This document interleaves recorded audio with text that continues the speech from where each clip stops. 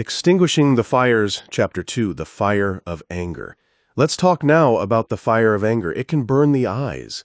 We cannot simply close our eyes and find ourselves free from the fire of anger. Why is that? It is because our eyes are very important and necessary in our lives.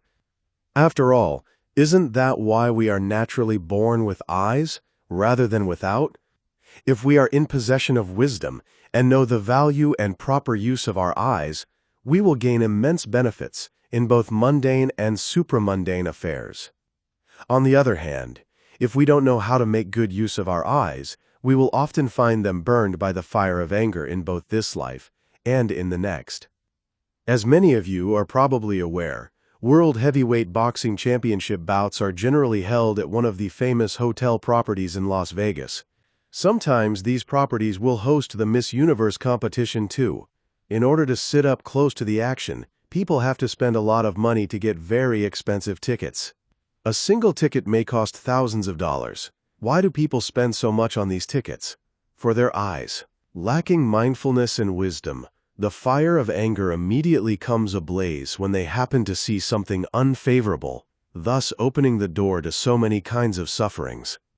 For this reason, we need to be careful and know how to guard our open eyes properly and with wisdom. If we fail in that, we will have to receive the bad consequences of our anger in this life and in future lives as well. 21. Venerable Ajahn Chaya. The fire of anger burns the ears. Whenever we come across an undesirable sound, the fire of anger is set to begin. Fortunately, this mostly applies only to those who lack mental culture. What happens to those who hear someone say something they don't like? Usually, a short temper surfaces. Even after it subsides, as the situation is recalled, the anger arises again.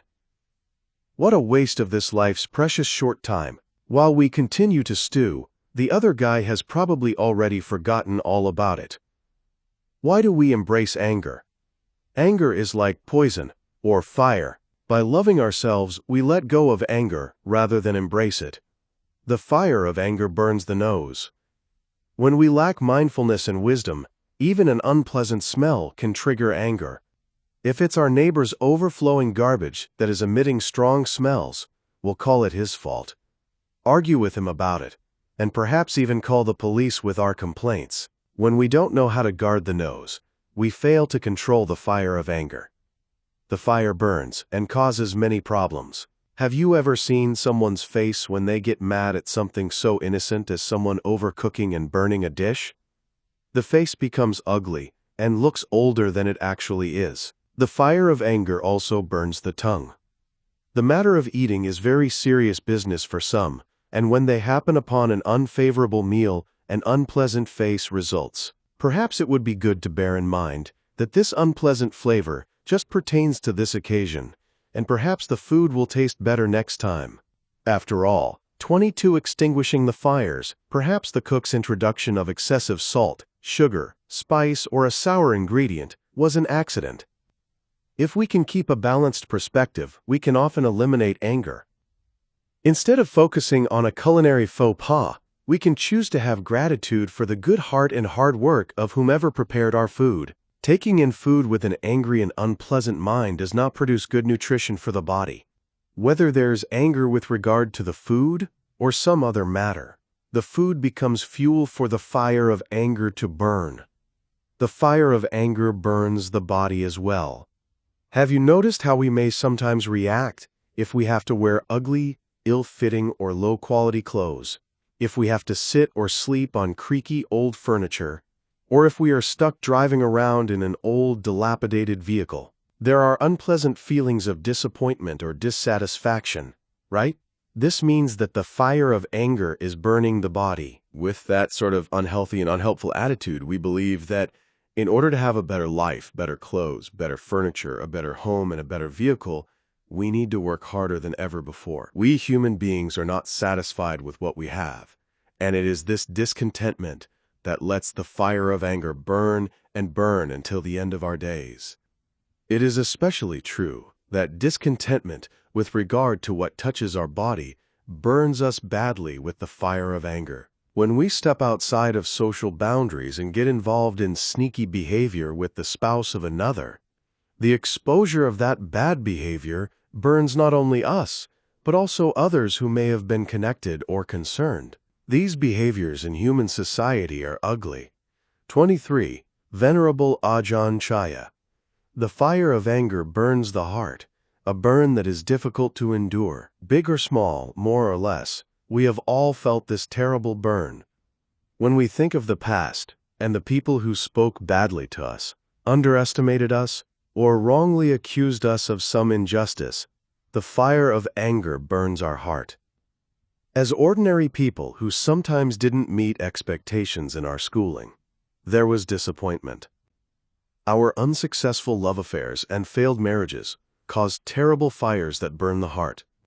This is the most terrible of all fires, as we often hear the sad news of breakups followed by suicides. Of course, there are plenty of people enjoying no problems in their romantic affairs, but find themselves burdened in business and livelihood. As they carry the burden, they worry about how they will support their families. Worry, disappointment, the fire of anger is burning. Those involved in politics blame and criticize opposing parties. Anger arises as the fire burns there too. Fortunately, it's generally easy to know when the fire of anger is burning, because whenever we have negative thinking, we have an unpleasant feeling. That unpleasant feeling is the indicator that anger is aflame. If we fail to extinguish its flame, it may burn us all the way to hell. Be careful, don't let your heart be on fire. Instead, love yourself. How do we extinguish the fire of anger at the eyes? We do so by employing any of the 4 sublime attitudes: goodwill, compassion, sympathetic joy, and equanimity, or practicing vipassana, insight meditation, as appropriate to the situation. These powerful extinguishing tools can not only help us put out the fire of defilement in 24 extinguishing the fires this life, but can also extinguish the fires of hell once and for all. Put them into practice and see for yourself. If we skillfully combine the various methods of our practice, we are certain to gain many benefits because the Buddha's teachings are scientific, can be proven, and close the door to objections. So as not to be burned by the fire of anger with regard to visible objects, we need wise attention. When we see an undesirable object, whether animate or inanimate, we should simply acknowledge that we are seeing it as a consequence of our bad actions in a past life. It is to our benefit to consider that this is the only way to pay back what we owe. As we reflect in this way, we may feel some relief and can relax. If we see someone that we don't like, it's good for us to radiate thoughts of loving kindness to that person. It's also helpful to consider that the person may have been a family member of ours in a past life. Additionally, we can have compassion for the person, as he is not exempt from the repercussions of any wrongdoing he has committed, and will have to take responsibility for it in the future. As a sense of pity arises in your mind, your anger should go away.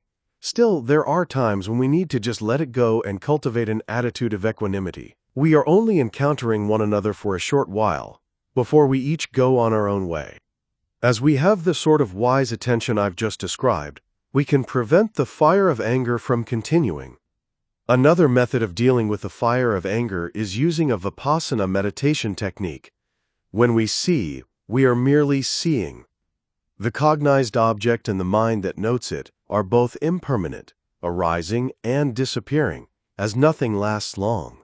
We may not wish to 25 Venerable Ajahn Chaya see some undesirable object, but it's beyond our control, does not follow our wishes, and must be experienced.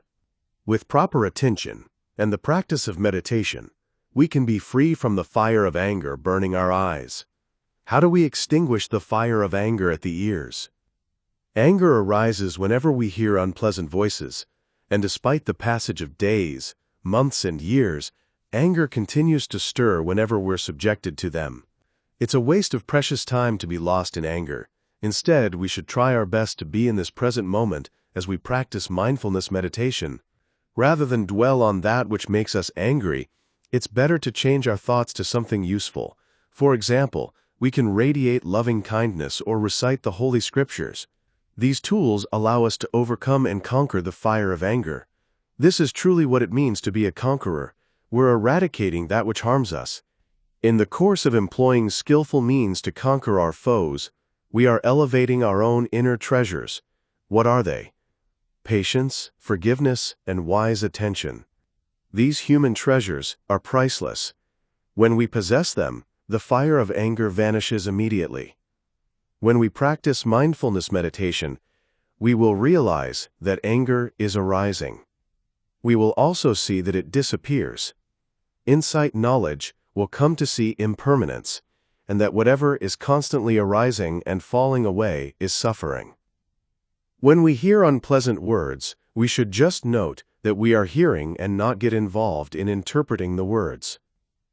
If the words are impolite and untrue, they are of no value anyway, and to respond May 26th, extinguishing the fires have little or no positive impact. Rather, it's perhaps better to practice patience and forgiveness. When we do, we've lost nothing. Instead, we've gained momentum at this opportunity to develop the virtue perfection of patience. Whether a situation is good or bad, we will have wholesome consciousness if we put our mind on the right course. As such, our level of virtue perfection increases step by step. So if we encounter a person saying cruel things, don't think of him as a person and don't interpret the words. Instead, concentrate your attention at the ears and note, hearing, hearing. As we do, we will realize that there is little more than a series of syllables rapidly arising and disappearing. As such, we won't find a person to get mad at. It is human nature to be generally good, but hurtful words come out when we are angry. Anger, then, is the real culprit. There's no sense in getting mad at the person who says angry things to us. If anything, it would have been more appropriate to get mad at the anger itself. Anger directed at the person is akin to the police arresting the wrong man. That man's not the actual culprit. But then, there's no sense in getting mad at the anger either, because it's already gone, arising and disappearing in a flash. We don't even have time to get mad. When we recall a situation that made us angry, it's like being hurt twice. The initial incident was the first pain, and recalling it is the second. We cruelly punish ourselves like this for no good reason. Instead, we should leave in the past what occurred in the past. Don't bring it back to the present. We practice mindfulness meditation to be present. As we are, we see only psychophysical phenomena existing. When we come to know the arising in 27 Venerable Ajahn Chaya disappearing of anger as the truth of suffering, anger becomes a good friend that leads us to the end of suffering. How do we extinguish the fire of anger at the nose? When there is an unpleasant smell, we should be aware of it and follow it with wisdom. If we do, we will see that the smell manifests for only a short time. If the smell is truly bothersome, we can try to move away from it. We can also reflect that the smell was likely a matter of happenstance and unintentionally offensive. Still, another skillful way of relating is to consider that the unpleasant smell may be the bad result of our own past unskillful karma. There's no need to blame others. We should accept the blame. When we contemplate this unpleasantness in the right way, our unpleasant mind disappears, as does the flame of anger.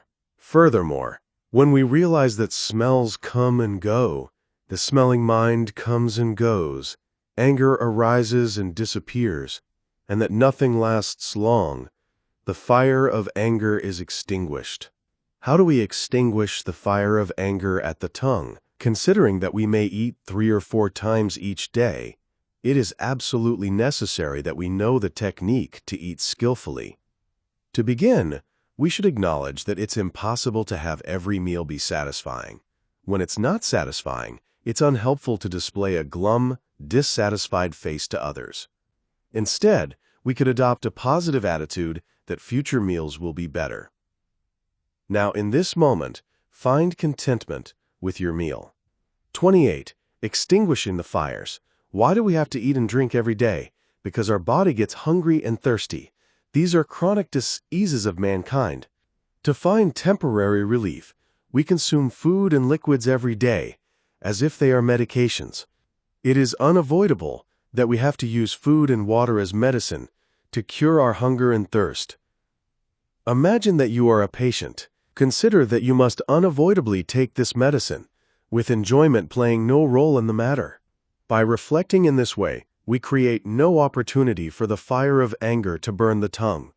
It's best to proactively protect against fire so that we are well prepared to extinguish it the moment it arises. The same is true with the fire of anger. Protecting is better than curing. We should follow the advice and guidance of Lord Buddha by having wise attention before eating and mindfulness while eating. Be aware of tastes and feelings, good or bad, and as they are. When we do, we will see that everything just comes and goes. No dissatisfaction and no anger will arise. There will be no place for the fire of anger to burn. Thanks a million, Lord Buddha. How do we extinguish the fire of anger at the body? The expanse of the body which can be burned by the fire of anger is vast. In contrast, the area to be burned at the eyes, ears, nose, and tongue is narrow. As such, we need more attention, more awareness, and wisdom to guard the body. In protecting the eyes, ears, nose, and mouth, we can sometimes close or shut them off for a bit. But this body cannot be confined to such a narrow space. Thus 29 Venerable Ajahn Chaya presenting a very difficult problem. There is so much body to be burned. In spite of the fact that impurities are draining from our bodies every day, most people have a great deal of attachment to it.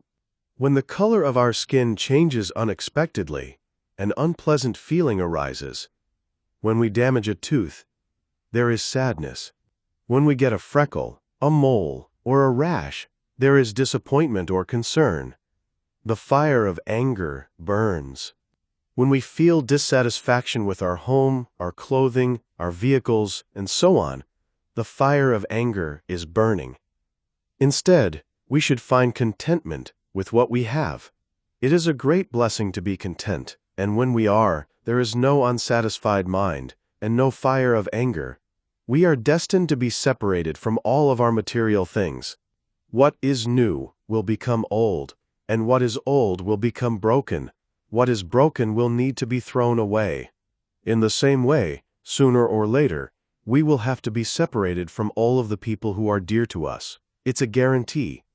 Will we go first or will our possessions? No one knows.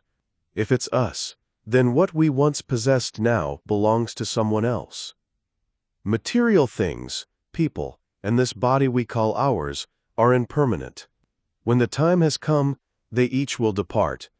Departure comes through any of a vast number of methods or reasons.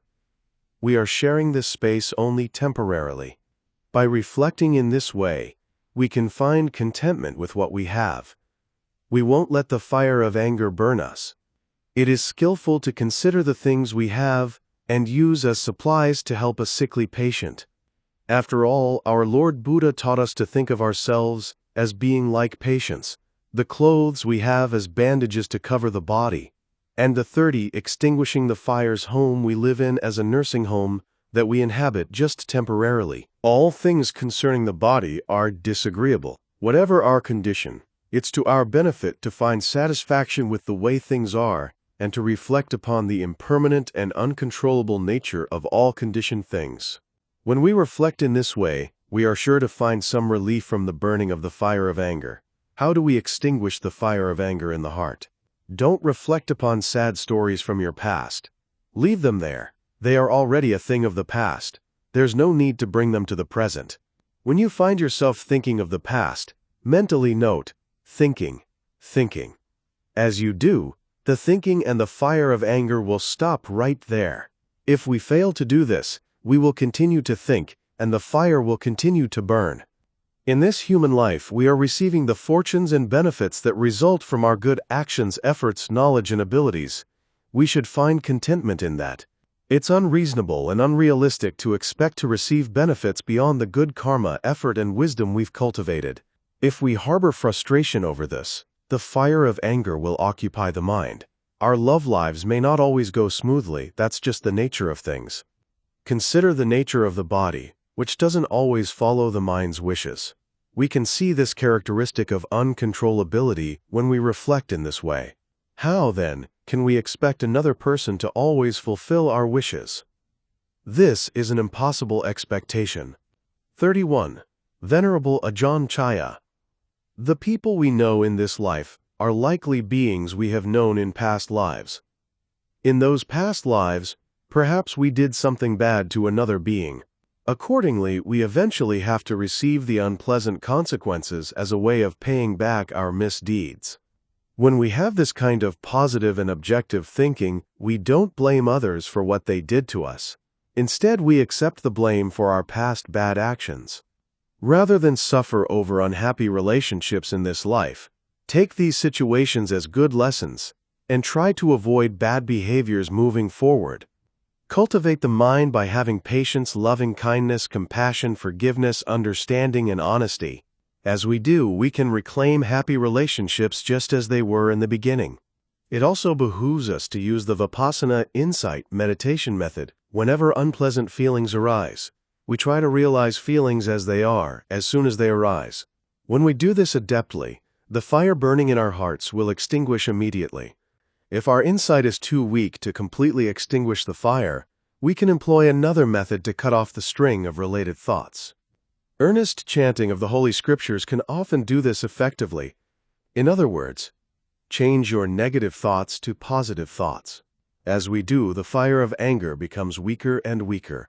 Eventually, we'll extinguish it completely and forever. 32.